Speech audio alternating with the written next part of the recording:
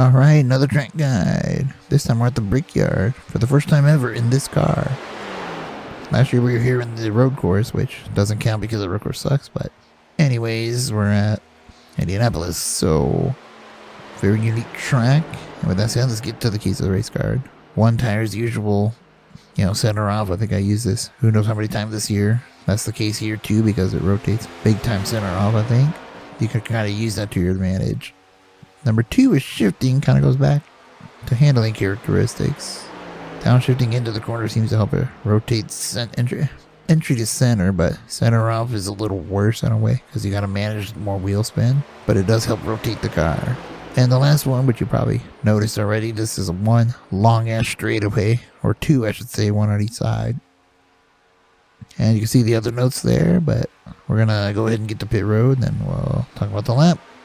Alright, we're gonna make our way to pit road, and this time I'm downshifting into 3. We're gonna do the short shoot like normal, kind of get the corner exit like normal too, but we're gonna keep it a little more pinched. After this little painted line, I'm getting hard on the brakes to the point where you can hear it lock up. 55 miles per hour. We're gonna speed this up because this is one of the longest pit roads ever.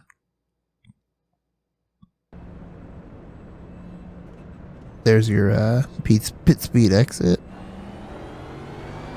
Keep it on the access road. I believe you can go up over the line, but not over the right, this line. Just follow this line exactly. Anymore, you might get a penalty, so I did not mean to hit the grass here, but I did. There's your blue cone, and there you go, onto the lap. Alright, fixed weather. Actually, no, it's not fixed weather, I forgot. I used the dynamic session, but a really hot track temp. 126, so again, this is like Pocono. You're going to see huge fluctuations in lap time. I got this thing as low as like 52.4, but this session was a 53.3, so just whatever you get weather-wise, I guess is going to determine your speed. So only change I made was the steering ratio to my usual 264. Well, my late usual. And the front master cylinder I matched with the rear, and brake bias to 46. It can still go down more though, by the way, so that's really it. Really, first time we've been here in a while, so let's see what this thing can do and then we'll talk about it.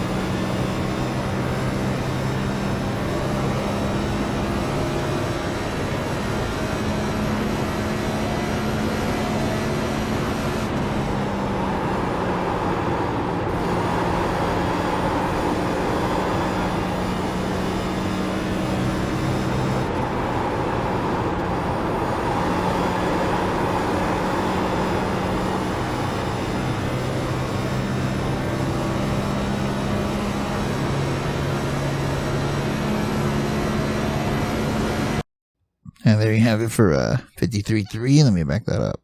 Alright, you can see a little center off thing that happened. So I said it in the other notes that shifting can help, which it probably will on entry, but I don't know. I couldn't get it to work because of the extra wheel spin, but I'm pretty sure it's quicker. But it was just too much wheel spin for me to deal with personally, so I just used 5th gear, and yeah. I'm pretty sure later in the run you'll probably want to show you guys. You'll start dropping speed and whatever, but let's make our way into 1. Now this one's tricky because I ran Indianapolis, the 500, and then let me pause it here because this car is way heavier and slower and less downforce. So the turn-in points you would think would be much different, but they're actually not too bad. Obviously, you had to back it up, and obviously, an Indy car, you're full throttle. But here, on the brakes, so let me slow-mo this. because I'm looking at the caution light and that first part of the safer barrier. And there should be a 1 marker somewhere on the right. Yeah, there it is. Right here I'm turning in, but then I get on the brakes. See how I did that? Turned in first. A little bit of brake, a little bit of trail braking, just to get it to point to the, the curbing. You don't want to touch it, but you want to get as close as you can. And once I'm to the apex of that, we're on throttle, and we got another set of a short shoe in the corner. So I'm full throttle already. This car is really on edge through there, by the way, which is, again, why I wasn't in 4th gear. Right when you're alongside this, I'm going to start turning again at the caution light. See how it's right there in front of the center of the car? I'm turning in already, but you can see I'm in the throttle, but I actually drive it in deeper, into the corner, then I lift.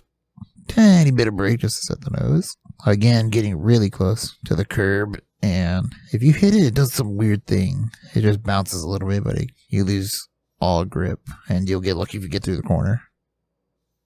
So let's make our way down this extremely long straightaway for a similar approach into 3, but this one's a little harder to see, I believe, but we're looking at the same type of thing. There's a 1 marker, which is right there on that brace, and again, a safer barrier entry, but again, after the 1, we're going to turn in, and then proceed to brake.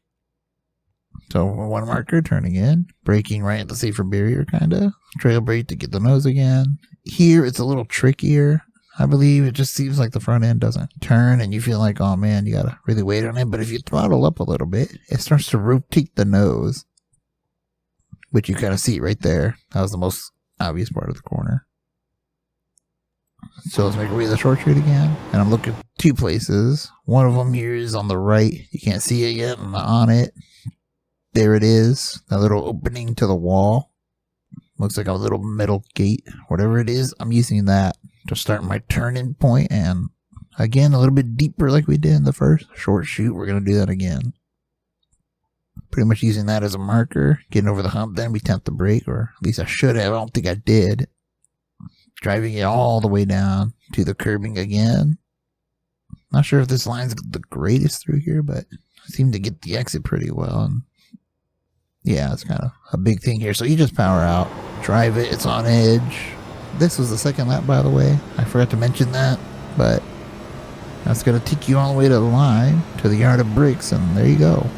Alright, that's it for this train guide. I'm really not sure where we go next. I wasn't even sure on this one, to be honest. I also forgot to mention in the notes, it's a full-length race, so it should be on the card, but I didn't say it personally, so. Anyways, Sim Racing Chewy side.